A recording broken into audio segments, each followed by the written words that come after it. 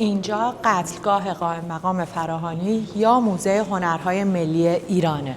در هر صورت با توجه به تصمیم پادشاه قائم مقام رو احضار کردن به کاخ و گفتن بیا که شاه کارت داره. خود صدر اعظم رو به اندرونی کاخ بردن و گفتن همینجا منتظر بمون. قائم مقام 3 روزی اونجا منتظر بود ولی خبری از شاه نشد. اون دیگه شستش خبردار شده بود که چه خبره. بالاخره بعد از 6 روز محمد شاه فرمان قتل صدر اعظمش رو امضا کرد.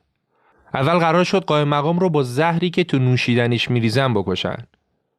برای همینم اسماعیل خان قراچه‌داغی رئیس فراشان اندرونی به قائم مقام قهوه قجری آغشته به زهر داد.